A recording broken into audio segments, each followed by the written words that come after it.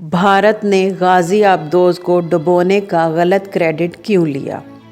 हैरत की बात यह है कि अमेरिका और सोवियत यूनियन की दरख्वास्त के बावजूद भारतीय हुकूमत ने गाजी आबदोज के डूबे हुए हिस्सों को समुंदर से निकालने पर रजामंदी का इजहार ना किया।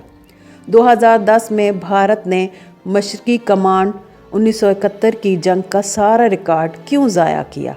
इसी रिकॉर्ड का हिस्सा था गाजी की तबाही की तहकीकात का रिकॉर्ड भी। अफसोस अब गाजी आबदोज का कोई रिकॉर्ड मौजूद नहीं। आखिर भारत ने ऐसा क्यों किया? यहाँ मैं भारतीय आर्मी ऑफिसर्स के 2 बयानात को कोट करती चलूँ, जिससे हालात और वाक़यात को समझने में मदद मिलेगी।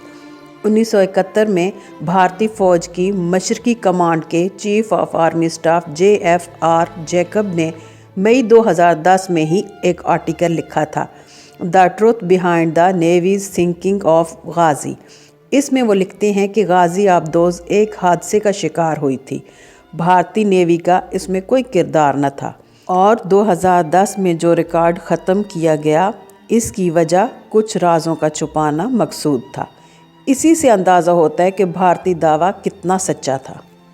दूसरा बयान है Indian vice admiral GM Hiranandani का। इन्होंने अपनी किताब में लिखा है कि 3 या 4 तारीख को गाजी डूबी थी, जबकि इंडियन ने ऐलान 9 तारीख यानी कि 9 दिसंबर को किया, हमने गाजी को डुबो दिया। ये जो डुबोने और ऐलान करने में 6 दिन का वक्फा है, ये कई सवालात को जन्म देता है। इनके मुताबिक ऐलान जंग से पहले ही गाजी आबदोज किसी हादसे का शिकार होकर डूब चुकी थी। इंडियन ऑफिसर्स और गोताखोरों के मुताबिक जो गाजी की बाकियात की छानबीन कर रहे थे, गाजी में धमाका शायद अंदर ही हुआ था, क्योंकि गाजी का ढांचा दरमियान से टूटा हुआ मिला था। कुछ का ख्याल है कि माइन से टकराया था। गाजी की मैसेज की लॉग बुक से भेजे गए ज़्यादातर पैगामात में बताया गया था कि आबदोज के अंदर हाइड्रोजन गैस की मिकदार बढ़ रही थी, हवा आलूदा हो रही थी और चंद मैरीन्स के खांसने और आंखों की जलन का जिक्र भी मौजूद था। आबदोज रेस्क्यू डिटेक्टिव आलात के मुताबिक गाजी गहरे पानियों में बाहिफाजत उतर चुकी थी। अब ये सवाल पैदा होता है कि भारत ने झूठा क्रेडिट क्यों लिया? तो इसकी सबसे बड़ी वजह थी पाकिस्तानी दूसरी आबदोज हंगोर ने इंडियन जहाज INS ककरी को तारपीडो मारकर डुबो दिया था, जिस पर 170 से ज़्यादा फ़ौजी मौजूद थे, जो कि तमाम मारे गए थे। करपान नामी दूसरे जहाज़ हमले की गर्ज से आया तो हंगोर ने इसे भी नाकारा बना दिया। फिर वो कभी समुंदर में उतरने के काबिल न रहा था। हंगोर ने एक तारीख रकम की थी, क्योंकि दूसरी जंग अजीम के बाद पहली बार किसी आबदोज ने जहाज़ को डुबोया था।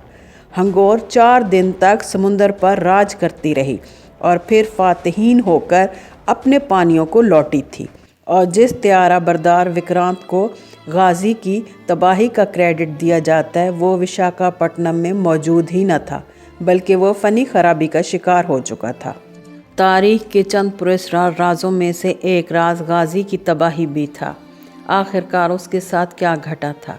कुछ का ख्याल है वो अपनी बिछाई हुई माइन से टकरा गई थी, कुछ का ख्याल है धमाका अंदर से हुआ था। ये अल्लाह ही बेहतर जानता है, मगर ये एक ऐसा राज है जिसकी तह तक अब पहुंचना मुमकिन नहीं। पाकिस्तान ने भारत को कई बार पेशकश की थी कि गाजी को निकाला जाए, मगर उसने हमेशा इनकार कर दिया।